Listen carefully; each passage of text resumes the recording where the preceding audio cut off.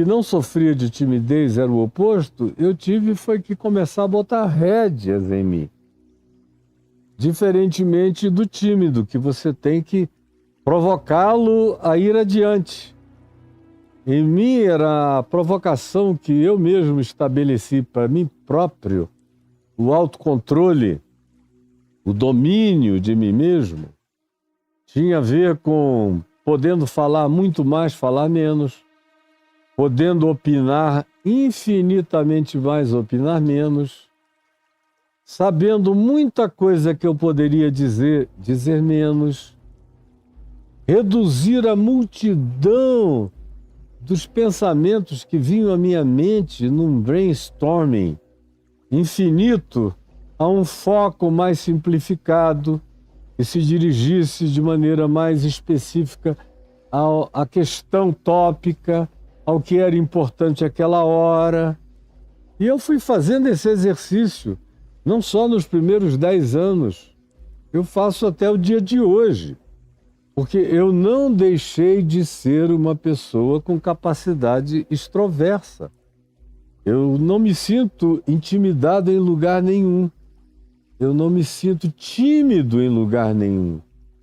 Eu não me sinto envergonhado na presença de assembleia nenhuma.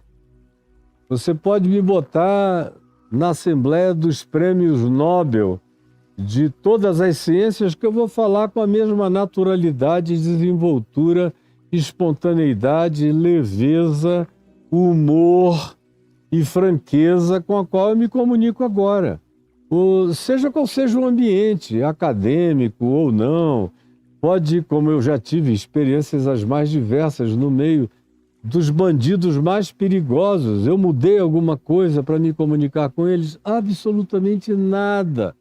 Tudo é espontâneo, tudo é natural, Deus me fez assim. Então, para mim, o processo foi de puxar a rédea, de dizer convém ou não convém. Eu não vou falar nada idiótico ou absurdo, mas a pergunta não é se essa comunicação é lícita. A pergunta agora é se essa comunicação me convém. Por exemplo, há cerca de 20 anos, eu gravei 2 vídeos que foram propostos por terceiros, não por mim.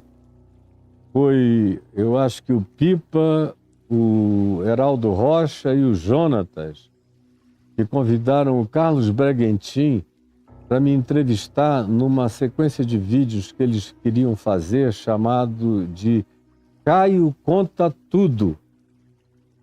E eu estava vindo de turbilhões inatravessáveis de agonia. Furacão Milton era brincadeira do ponto de vista existencial, psicológico e espiritual do ambiente de tufão maligno de onde eu estava vindo. E o meu coração estava eriçado, exacerbado. E eu dei aquelas 2 entrevistas, eu não propus nenhuma pergunta, o Bragantino estava lá com lista de 2 ou 3 folhas de papel, virando e me perguntando o que eles tinham elaborado. Eu só sou uma pessoa franca. E me perguntaram e eu respondi.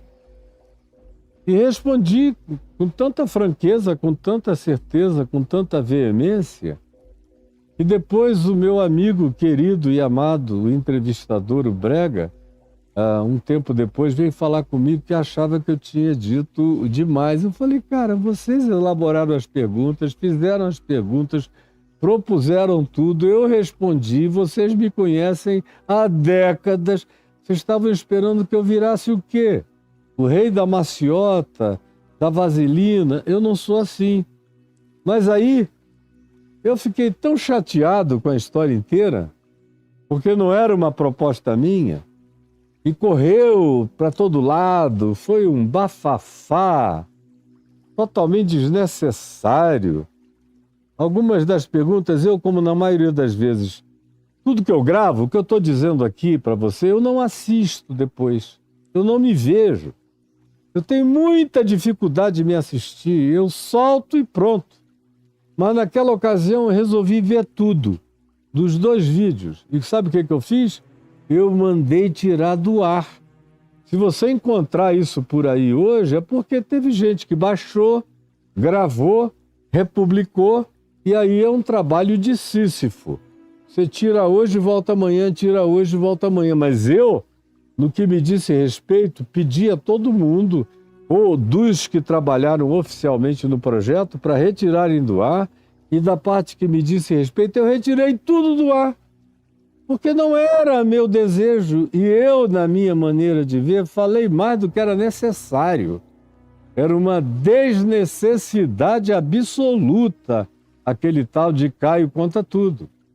O que, para mim, voltou a ser uma referência pedagógica. E eu passei a ter muito cuidado, mais ainda, porque eu fui todo desarmado. O Heraldo tinha trabalhado comigo desde o dia que ele se converteu para frente, ele ficou comigo. O Jonatas era um amigo já de muito tempo, o Brega já desde 1983, 84. O Pipa era um amigo mais novo, mas em quem eu tinha aprendido a colocar confiança, eu gostei do jeito dele, então eu fui todo desarmado. E respondi de maneira desarmada e extrapolei. E por que eu extrapolei? Pela falta de qualquer que fosse a natureza de timidez, eu mandei retirar do ar. Mandei e retirado está. Fique sabendo disso. Se você vir isso, foram outros onde já não dá mais para a gente pegar, é internet. Botou, por mais que no seu canal oficial você retire, frequentemente isso vai continuar vazando por aí afora. Mas não é minha vontade. E eu aprendi uma lição muito forte naquela ocasião, dizendo não. Pode ser o melhor amigo, os melhores companheiros, seja o que for, me perguntarem, o critério é meu. Se eu quero ou eu não quero responder. Tem a ver com se eu vou saber lidar e viver com as consequências ou não. Isso é no caso do extroverso, que vive um outro problema, que é esse de conter o que pode dizer, porque não tem medo de dizer, não tem problema de comunicar, não tem dificuldade de se expressar e justamente por isso pode ir além do que precisa ir. Isto dito, vamos chegar ao nosso tema agora, que é a antítese disso. É a timidez, que é o oposto. Você podia ir mais, mas não vai. Você podia dizer mais, mas não diz. Você podia contribuir mais, mas não contribui. Você sabe mais, mas não informa. Você teria reparos a fazer utilíssimos, mas não entrega o que você poderia entregar de contribuição.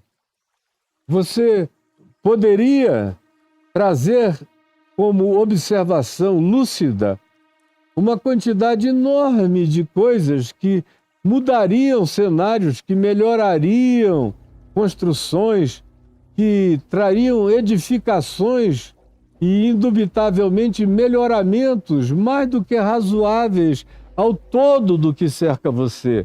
Mas o tímido não faz. E porque ele não faz, ele acaba sendo esquecido, preterido, deixado de fora de todas as listas. Quando se pensa em contribuição, em gente que pode contribuir, ele está fora. Não se o chama para um brainstorming, para uma reunião de tempestade de ideias, onde todo mundo joga tudo e a gente faz uma síntese para ver o que é bom, passando na peneira para ver o que fica. Ele está sempre fora, ela está sempre fora. E é um aleijão. É equivalente a ser surdo e a ser gago. Tomando agora o que na realidade no Evangelho não é metáfora, é fato, mas agora pegando isso como metáfora, aplicando ao elemento da inibição cognitiva que a gente chama de timidez e que não tem nada a ver com covardia, conforme eu expliquei ontem, que é outra história, mas é altamente alejante. Aí você pergunta, de onde é que isso veio em mim? Bom, em primeiro lugar, na vida de muita gente, isso tem a ver com cultura familiar. Por exemplo, no interior da minha terra, no Amazonas, pessoas falarem pouco ou quase nada é cultura. Você entra na casa de um caboclo, você não vê ninguém falando alto, nem as crianças, ninguém.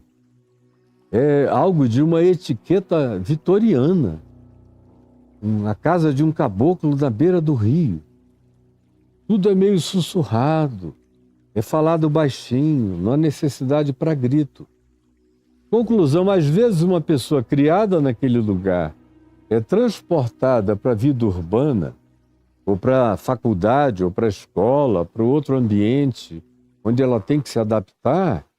Tem gente que se adapta, mas tem outros que passam anos para conseguirem romper o invólucro cultural e começarem a botar a cabeça para fora daquela bolha e iniciarem um processo contributivo de manifestação não intimidada do que sabem, pensam, veem, raciocinam, refletem e carregam e têm a entregar e a contribuir. O elemento cultural tem que ser entendido e avaliado. É para você subitamente não vir a cobrar de você aquilo que já viaja na memória celular da sua família, da sua cultura mais íntima, intrínseca e entranhada há muito tempo. E que se você percebe isso, e percebe que agora num outro dado momento da sua vida começa a lhe atrapalhar, tem que haver um exercício. E é um processo de exercício, é a palavra. De dizer, não, eu não gostaria, eu não falaria, em outras circunstâncias eu ficaria calado, se fosse lá em casa seria assim, mas aqui não é a minha casa. Aqui eu fui posto para ter também o que dizer, pensamentos a expressar, contribuições a trazer. Eu fico nervoso? Fico. Eu tremo todo? Sim. Eu me sinto até gago para me expressar? É verdade. Tenho medo de ser julgado? Sem dúvida. Mas eu vou fazer isso. Eu preciso fazer isso. Então, em primeiro lugar, leve em consideração o elemento cultural, porque ele não é suspenso do dia para a noite. E a gente precisa lidar com ele com toda a reverência, com carinho, cuidado, respeito, mas acrescentando dia a dia um ponto, um passo, um treino a mais. É como ver quem vai para uma academia e não consegue no início não levantar os braços, fazendo ali pilates. Aí depois bota um pequeno peso, não muito pesado, mas o suficiente para começar. Aí vai acrescentando, vai acrescentando. Chega a um ponto, tempos depois, no exercício, em que você já nem nota mais, você já está pegando pesos muito maiores e significativos do que o que você jamais imaginou que carregaria, mas é exercício. Um segundo aspecto vinculado à timidez tem a ver com a natureza psicológica da pessoa. Às vezes, numa família de pessoas medianamente comunicativas, existe um altamente extroverso, outspoken, falante, e os outros medianamente comunicativos. E há um que é aquele de quem as coisas só são tiradas com fórceps. E a gente fica querendo imaginar por que tem um extroverso, a média é razoável, e tem um mudo, gago, parado, incomunicável. Tem razões variadas, tanto razões de natureza intrínseca, que não tem nada a ver com a cultura, ou com o ambiente, ou com quem quer que seja à volta, mas tem a ver com a natureza da constituição daquele indivíduo. Tem um aspecto constitutivo do ser, da alma, do desenvolvimento, viaja por dentro de aspectos variados que envolve toda a sabedoria da pedagogia infantil, da fonoaudiologia, da neurologia, dos processos fisioterapêuticos, do engatinhamento, do andar, ou de um susto traumático quando começou a andar, ou de uma gargalhada coletiva diante de uma tolice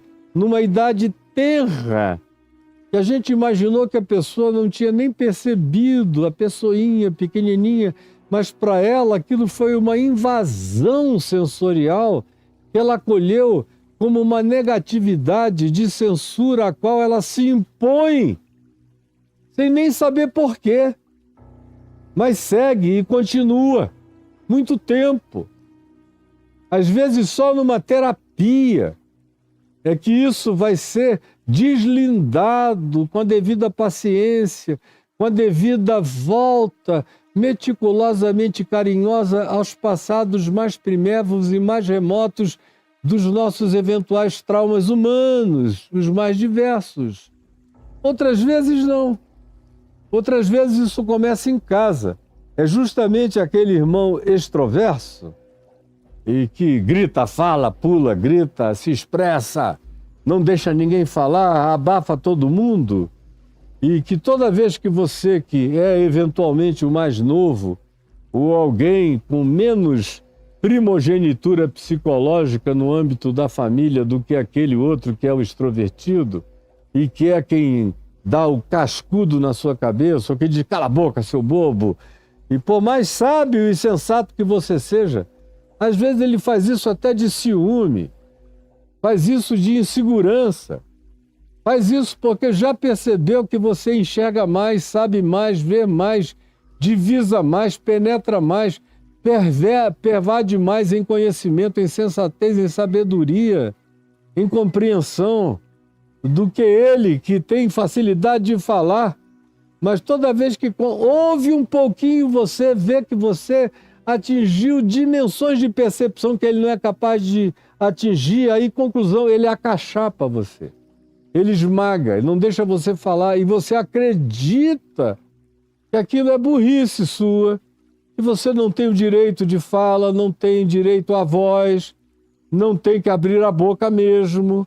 Você leva isso para o coração como uma crença contra você própria, contra você mesmo, e aquilo se instala, e vai virando infância, vai virando puberdade, vai virando espinha na cara, vai virando adolescência, vai virando juventude, aí vai criando problemas variados para você nos diversos âmbitos da vida, e você vai sempre se culpando, e tanto mais quanto você se culpe, ou tanto mais quanto você diga, eu sou assim mesmo, eu nasci assim, vou viver assim, vou morrer assim, sempre tímido, numa espécie de anti-Gabriela, que assumiu as vestes de uma timidez que não se expõe jamais, e aí se atrofia na vida.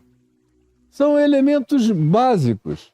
Então, você tem um aspecto cultural, você tem um aspecto das dinâmicas intrínsecas do seu ser, que tem que ser entendidas, tem um aspecto traumático, que às vezes tem a ver, como eu já falei, com a infância mais tenra, ou às vezes tem os choques e os embates familiares de um ente acachapante, ou teria, por exemplo, um aspecto que teria deixado o meu pai uma pessoa intimidada ou envergonhada. Primeiro, porque ele nasceu e com 1 ano de idade teve paralisia infantil, e dali foram, naquele tempo não havia praticamente medicina, não havia nem compreensão do que era a poliomielite, não havia nada naquele tempo no Alto Rio Purus. no interior do Amazonas, no início do século XX, nada. E aí pensaram que ele estava com febre, meu avô, que era um homem culto, estava viajando, não teria permitido aquele tratamento precipitado, mas deram a ele uma injeção e que atingiu ainda, para piorar tudo, o nervo ciático e matou a perna do meu pai. Então o meu pai, até 8 anos de idade, se arrastou pelo chão. Quem depois viu o homem que ele se tornou, não pode nem conceber essa história. Porque o meu avô o criou para não deixá-lo ser tímido em momento algum da vida. Então, com 2 anos de idade, ele não era tímido, nem com 3, nem com 4, nem quando morreu com 81 ele era. Um cara resoluto, definido e tudo, mas teve experiências traumáticas. Para qualquer um teria sido. Ele poderia ter tido muito problema com as mulheres, porque ele andava de muleta. Isso dele aqui, a compleição dele, da cintura para cima, era bonita, bem desenhada. Ele era uma pessoa que fazia todo tipo de atividade com os braços. Se ele pusesse uma mão num galho, ele ia até o olhinho da árvore, igual um chimpanzé, botava as pernas para trás da cabeça e andava pelo chão com as mãos, levantava peso, nadava, andava a cavalo, remava dias, era um homem forte, sarado, morreu forte, sarado.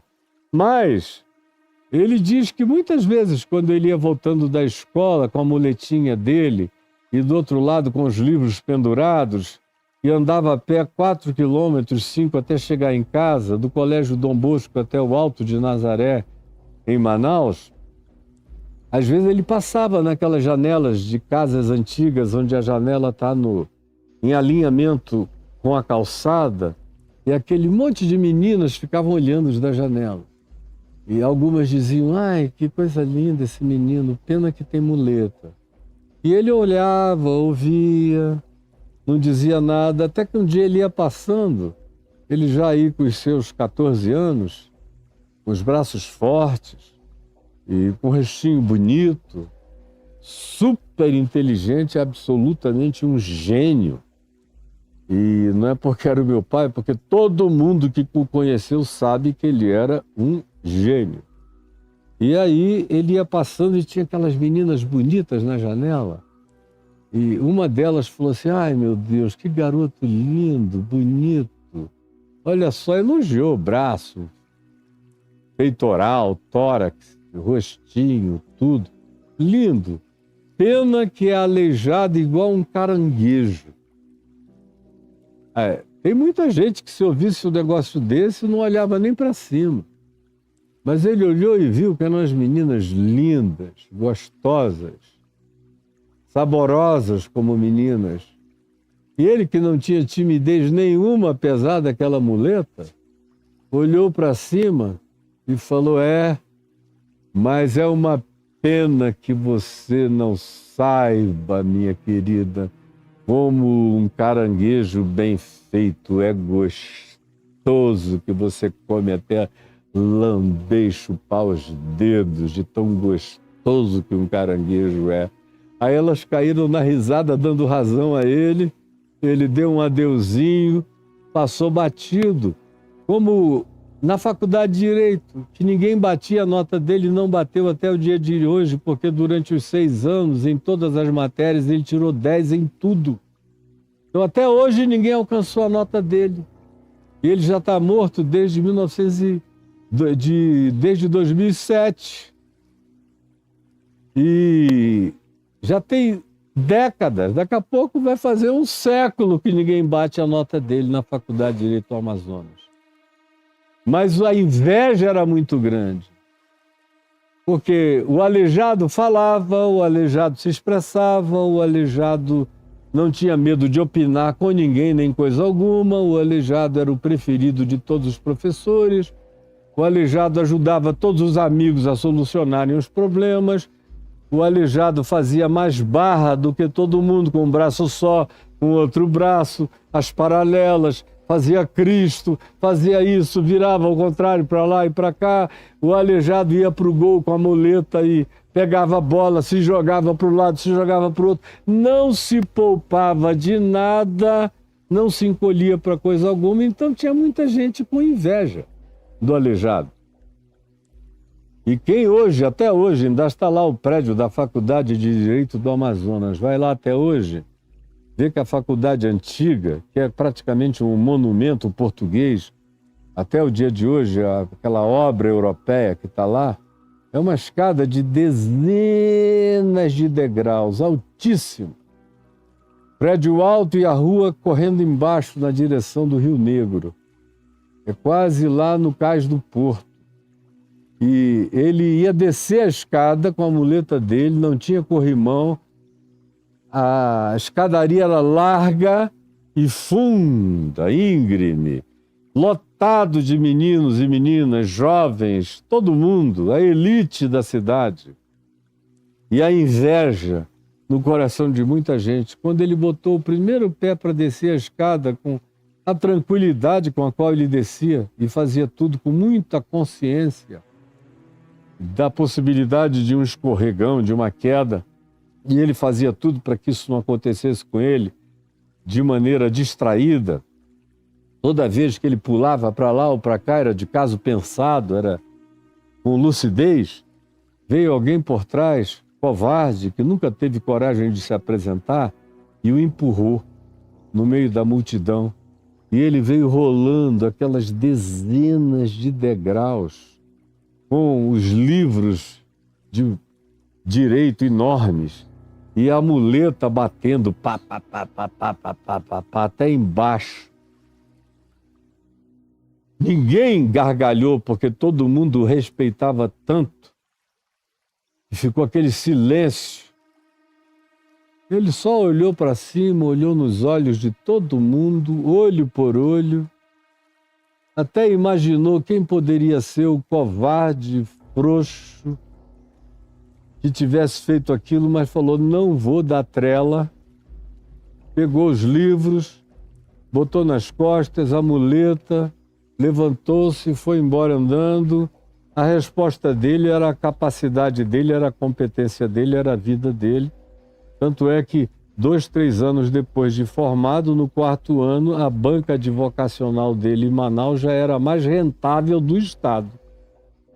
Era a resposta que ele dava. Agora, a maioria das pessoas, numa situação dessa, iria ficar profundamente intimidada. Como eu já vi algumas pessoas muito, muito inteligentes e tímidas, e que foram forçadas, por exemplo, num determinado caso que me veio à mente agora, de fazer uma palestra, e fez uma palestra maravilhosa com 13 anos de idade. Deu um banho de cultura na escola inteira, um desenvolvimento dessa pessoa, de uma cultura para além do tempo, do espaço, sabia tudo, uma memória prodigiosa, linda na sua sabedoria, pessoa da minha mais visceral intimidade. E fez aquela palestra que deixou os professores da escola inteira, no Liceu Nilo Peçanha, perplexos, aplaudindo, mas deixou as classes todas com inveja, com ciúme. E aí, conclusão, aonde ela passava, começavam a chamá-la de CDF, que naquele tempo significava cu de ferro, e designava as pessoas que viviam sentadas estudando, eram as CDFs, quando a expressão era falada de maneira branda. Mas, de outra feita, eles gritavam nos corredores, ei, cu de ferro! E ela foi ficando tão complexada, que depois não queria mais nem sair de casa. E eu sofri de ver como uma situação daquela pode ter gerado uma alteração psicossocial tão profunda numa pessoa tão brilhante, tão incomparável, tão extraordinária, tão incomum. Mas gerou, produziu, agravou, aprofundou uma timidez enorme. que decorreu de um trauma que brutalizou o ser sensível à alminha dela. E aí as razões para a timidez são diversas. E é bom a gente ficar curado disso, é bom. Não faz bem cultivar a timidez. Você veja, eu conheci o Chico Buarque de Holanda como um cara que mal conseguia abrir a boca no Festival da Canção. Era calado, tímido. Durante muito tempo ele se negava até a fazer shows públicos, ou quando falava ele ficava sempre com o bracinho para trás, sempre com posição de encolhimento, diferente do Caetano, que sempre foi outspoken, ou um Gilberto Gil, ele era para dentro.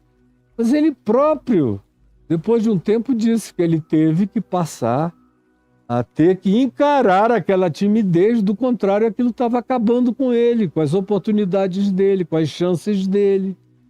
Precisa ser enfrentado, até para jogar bola. Uma coisa é um jogador de futebol profissional com desenvoltura de fala, de expressão, de encaramento. Eu sou o algoz dos preconceituosos, frase do Vini Júnior.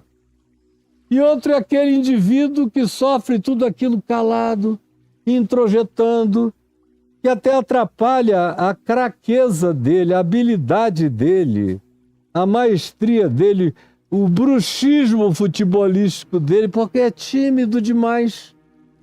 Atrapalha tudo. É por isso que Paulo insiste com Timóteo e diz: fala, abre a boca. Como é que a gente começa isso? A gente começa a se curar disso tomando consciência desse fato. Tomando consciência desse fato e não dando razão a nós. Preste atenção no que eu estou lhe dizendo. Não dando razão a você. Não se dê razão na sua timidez, porque do contrário você vai se sepultar junto. Você abre a cova, deita e você mesmo puxa a terra para cima da sepultura da sua própria timidez. A primeira coisa é identificar e não dar razão a si mesmo em relação a isso. A segunda coisa, saiba que mais do que tudo é um exercício que começa com respiração e imaginação. Aí eu já estou começando a falar da minha experiência pessoal com o lidar com a minha gagueira e com a gagueira de muitos outros que eu ajudei a desengaguejarem-se no curso da vida, da existência. E a primeira coisa que eu disse a todos eles, e estou repetindo a você, não se dê razão. Você pode vencer isso. Não dê isso como fato consumado. Isso pode ser tratado. Isso tem causas variadas, como hoje eu já expus aqui, algumas das principais, e tem várias outras, porque as matizes são muitas dessas causalidades. Eu apenas apresentei as 6 ou 7 mais contundentemente aparentes, dentro das quais a maioria se identifica. Não dê razão a si mesmo, e aí vem um exercício de respiração, juntamente com imaginação. Respiração para quê? Eu, por exemplo, comecei a ver qual era a natureza da minha gagueira. Comecei a estudar a minha gagueira. E vi que ela era diferente da de outros.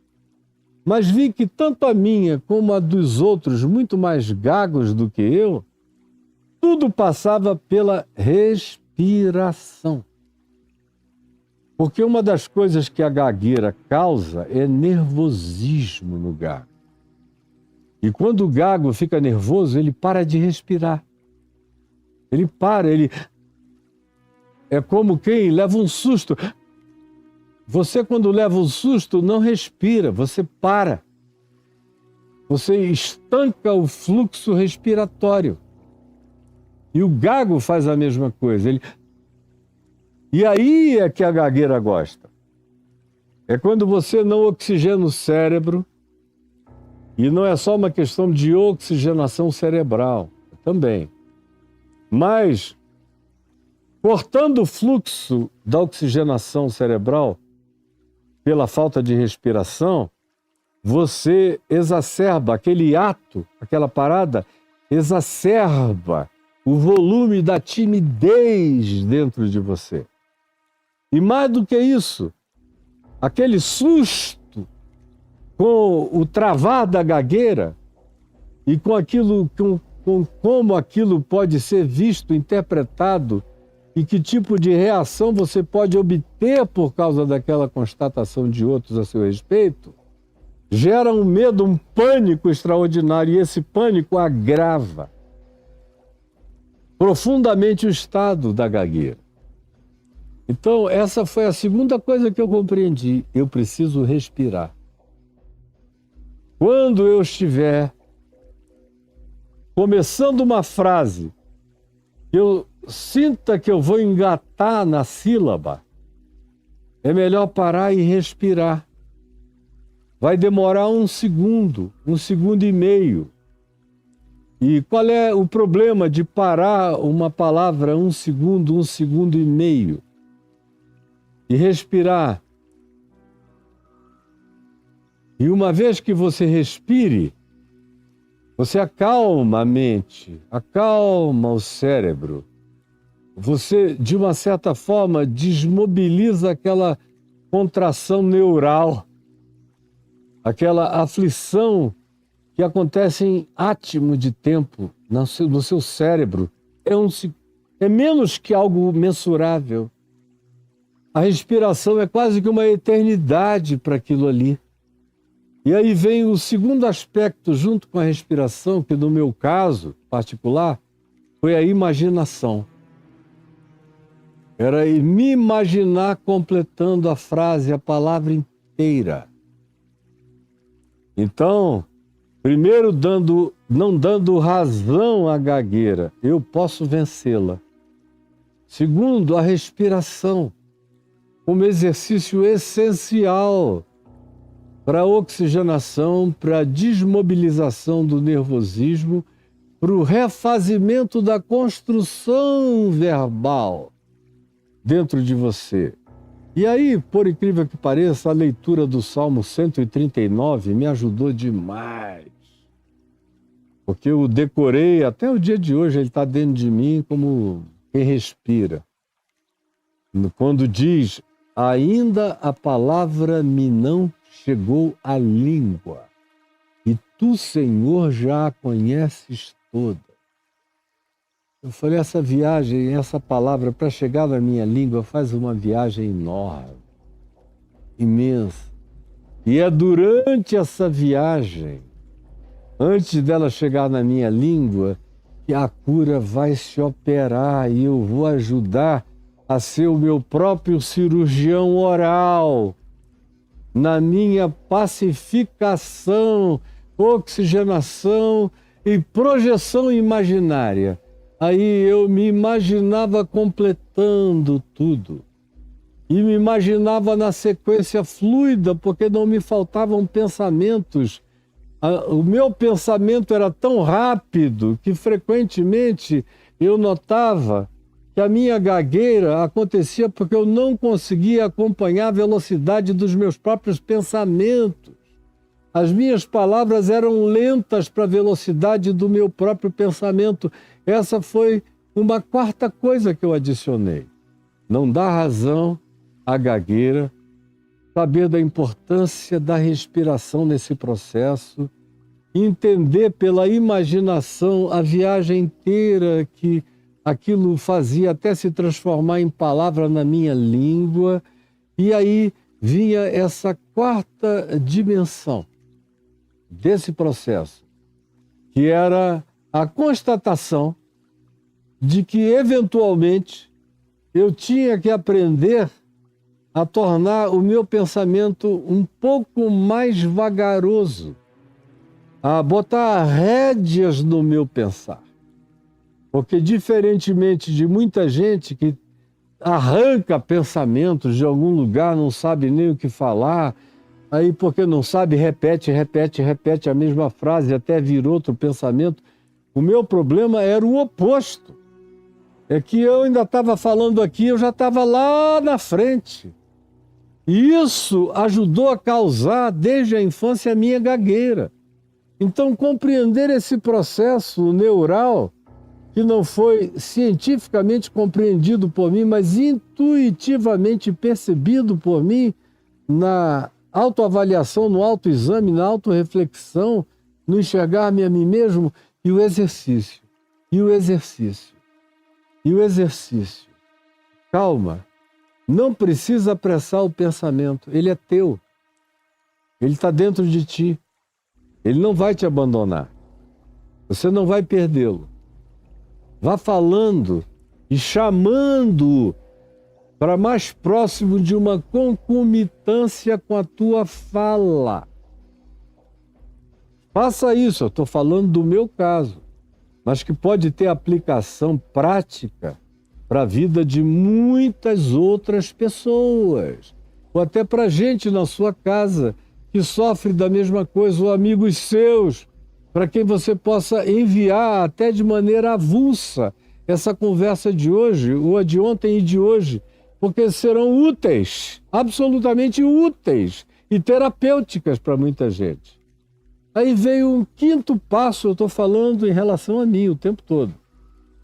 Eu fiz uma amizade com um missionário americano, que, como eu disse ontem, uma das coisas mais difíceis é quando você é gago, aprender uma segunda língua, porque se você começa a se curar da gagueira na língua mater, na língua original, na língua com a qual você nasceu, quando você vai aprender uma segunda língua já adulto, volta tudo, é como recomeçar tudo outra vez, só que pioradamente, porque na cabeça do adulto o sentido de censura e de ridículo é exacerbado.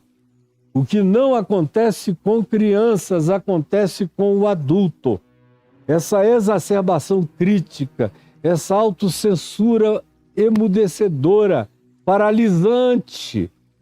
E aí eu conheci esse amigo, o reverendo Frank Arnold, lá em Manaus, bem mais velho do que eu, mas ficamos intimíssimos. Ele já partiu para o Senhor, mas nós fomos muito amigos, eu o amei profundamente e sei que ele a mim, com muito carinho, ele demonstrou isso de todos os modos possíveis, mas ele era gago, especialmente falando português. Ele disse, olha, no inglês eu já fui muito gago, mas eu consegui encontrar as minhas soluções. E aí eu fui explicando as minhas para ele. Ele falou, foi mais ou menos parecido com isso que você está dizendo, que eu fui entendendo. Eu tive que procurar ajuda médica, essas coisas, mas fico feliz que você esteja fazendo essa viagem pessoal de autocompreensão, porque no fim, o que vão te dizer é mais ou menos isso aí mesmo. Mas agora aqui, falando português, eu tenho tido que fazer essa lista. Ele me mostrou uma listinha que ele tinha de palavras em português, onde ele separava as sílabas nas quais ele gaguejava mais. Aí eu falei, que dica legal, reverendo Frank Arnold, que legal. E eu falei, eu já notei quando eu vejo o senhor pregar, e eu o convidava de 2 em 2 meses para pregar na reunião que eu dirigia para centenas de jovens, e ele tinha uma mensagem adequada aos jovens, muito legal, era um cara lúcido, engenheiro metalúrgico, atual. Estou falando de 51 anos atrás, ele já era um cara bem na frente do tempo dele. E aí eu falei, eu já notei, e quando o senhor vai, o senhor para,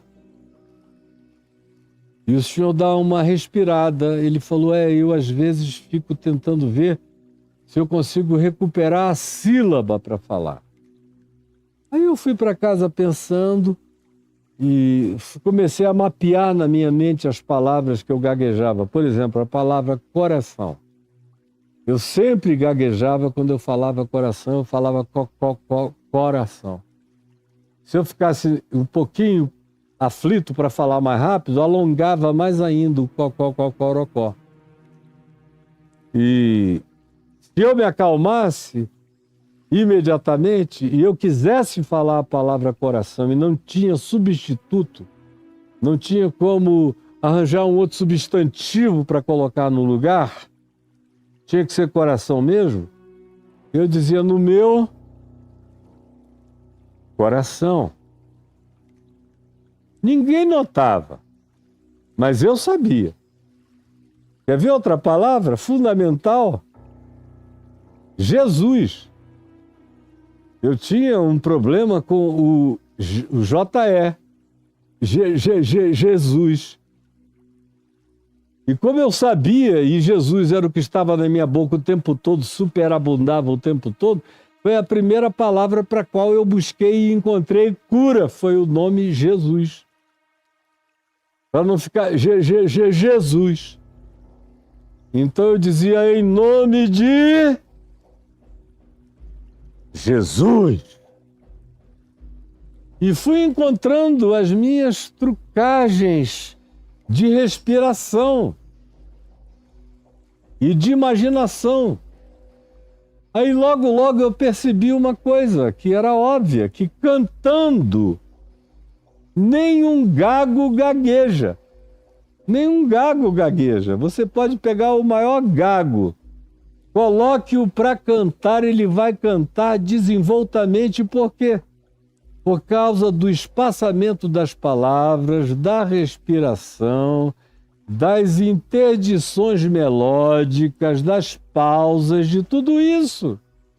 Por causa da desaflição da comunicação. Cantando não se gagueja. E aí eu falei, eu vou aplicar esse mesmo princípio do canto. Quando eu estiver numa disparada galopante, eu vou transformar a minha fluência em eloquência. Então eu comecei a pregar numa fluência desembestada. Hoje eu falo lento, eu sou um velho. Quanto mais velho você vai ficando, mais lento você vai falando. Mas quando eu era jovem, era um disparar só. Eu falei, eu falo com extrema fluência, mas eu não falo com eloquência. O que é eloquência? É quando você faz as paradas. É quando você cria os hiatos. É quando você faz as interposições de lacunas retóricas. Que é onde você toma o ar. Que é onde você imagina a sequência. É na eloquência. Então, a minha fluência começou a ganhar eloquência. E com a eloquência, houve uma harmonização em que gradativamente nem os mais íntimos já percebiam qualquer que fosse o traço de gagueira. Por exemplo, para falar gagueira, eu gaguejaria sempre, eu ia dizer gagueira. Aí eu comecei a não mais gaguejar quando eu falava gagueira, ou gaguejar. Mas até o dia de hoje, enquanto eu estou falando com você, eu continuo aplicando o mesmo princípio quando eu uso essa sílaba ou essa palavra, só que ela se transformou numa redundância parasimpática dentro de mim, já virou algo automático. Mas tudo isso é possível de ser vencido. Mas é processo. Assim como esse homem aqui, que foi tratado processualmente. Qual é o processo? Aqui de Atos 7, de 31 a 37. Em primeiro lugar, é ser tirado da multidão. O gago precisa ser tratado fora da multidão. Precisa ser levado para um lugar solitário. Não pode ter a multiplicação de interlocuções e interlocutores. É somente ele e Jesus, significando ele com ele próprio, ou no máximo ele com alguém que seja de uma descrição tão grande, de uma capacidade profissional e técnica tão aguda, que seja como estar sozinho, recebendo a ajuda de alguém que sopra soluções. mas tem que ser tirado da multidão. E aí, se você ouviu o que eu acabei de dizer nessa sequência de 5, 6 aspectos que me foram essenciais, mais do que fundamentais, me foram essenciais, você vai entender essa processualística toda que aqui acontece. Ser tirado da multidão, aí vem o processo de avaliação sensorial, Jesus toca os ouvidos, depois Jesus toca com a sua saliva a língua dele, dá a ele aquela certeza de Deus para o homem, do homem para Deus, aquele toque divino, aquele toque de graça, de que você tem utilidade, tua língua tem utilidade, tem instrumentalidade, tem recursos, tem meios, tem praticidade, vai ser usada, vai ser desembaraçada, vai ser objeto de recurso poderoso em seu favor, não agora, mas hoje e no seu futuro e para sempre. Tudo isso tem todo um processo de formação de novas sinapses mentais, de desoclusão, de desembaraçamento do nó górdio neural. Às vezes, a gagueira, quando ela se estabelece de maneira muito contínua e muito traumática, conforme eu expliquei possibilidades anteriores, se transforma numa espécie de nó górdio, conforme o mito de Alexandre o Grande. Aquele nó indesatável. E que você vai desatando nesse processo. E quando você vai ganhando a consciência de que existe uma vontade de Deus que você se expresse. E o recurso que você ganhou, que pode se manifestar, como no caso de uma Helen Keller, que nasceu cega, surda e muda, mas que se transformou em algo lindo, se transformou em poesia, em música que ela aprendeu a tocar, com a vibração dos tons na língua, com outras coisas múltiplas que ela aprendeu a fazer e virou uma mulher multissensorial, sem ver, sem ouvir e sem falar. Mas foi um fenômeno do início do século XX. Eu ainda nasci tendo-a como referência de uma pessoa de superação incomparável. Mas tudo isso se relaciona ao amor de alguém que creu nela e que disse, de certa forma, a ela, efatá. Alguém que disse, você pode se comunicar. É o que Jesus está dizendo a esse homem, abre-te, abre-te. Você tem que ter a coragem de aceitar esse convite de Deus para se abrir. Tem que ter essa vontade imaginativa de se deixar usar, de se deixar ser útil, de crer no poder recursal que Deus colocou dentro de você para carregar utilidades indizíveis com aplicações extraordinárias no todo da vida. Você é infinitamente maior do que esse elemento de contimento paralisante tem gerado em você. E eu quero de todo o coração que você saiba disso. Agora, eu recomendo a você, nessa espécie de parêntese que eu fiz na nossa sequência de Mateus, só por achar que essa é uma temática que pode ser muito importante para a sua vidinha, é recomendar que você procure uma fonoaudióloga, um fonoaudiólogo e um terapeuta especializado nisso. Ele não vai dizer coisa muito diferente do que eu te disse. Pegue até isso que eu estou falando aqui, falei ontem, falei hoje, leve e toque, para ele ou ela saberem o que você já está ouvindo e sabendo. E para você receber os recursos desse processo contínuo e terapêutico que vai desembocar na remoção dos empecilhos e na provocação dos desembaraçamentos. A palavra é desembaraçar, que vem de embaraço. que tem a ver com o nó górdio lá de Alexandre o Grande, daquela coisa não desatável, mas é desatável.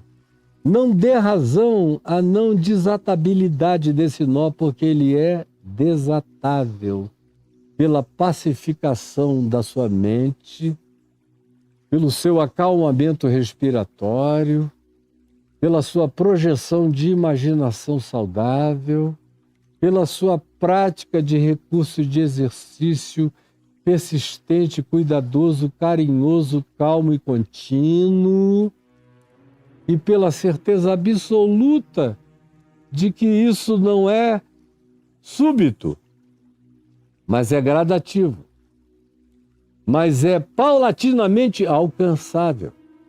E tem mais, uma vez que a gente alcance, se torna, depois de um tempo, irreversível.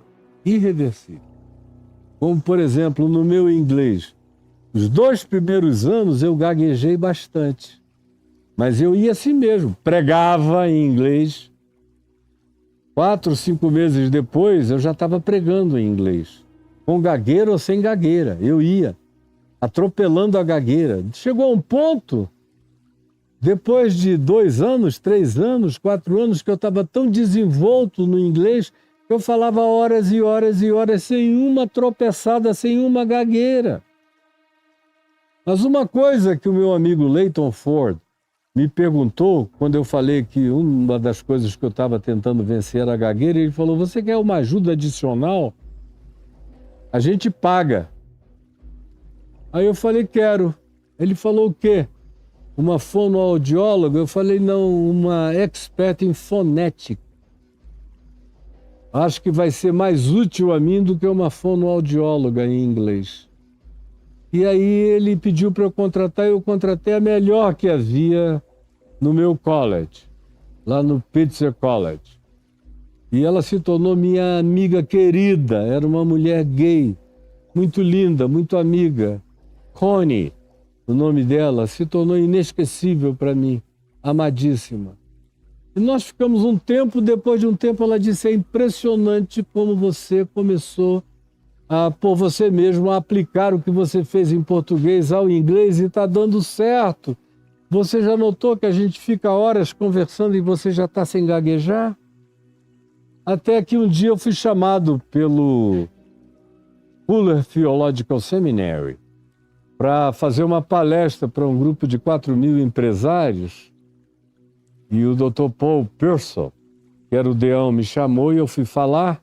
E eu disse a ela que eu ia falar lá em Pasadena, num banquete de gala, de levantamento de fundos para o Fuller Theological Seminary. E aí, ela não disse nada. Estava aquela multidão. E eu comecei a falar, falei mais ou menos 1 hora, desenvolta, livre, alegre e espontaneamente. E você sabe que você está completamente livre quando você fala e as pessoas choram, você brinca e as pessoas gargalham, quando elas respondem a todas as sutilezas do seu desejo de humor e de comunicação. E era o que estava acontecendo ali. E quando eu terminei, tinha uma multidão chorando, outros rindo de felicidade.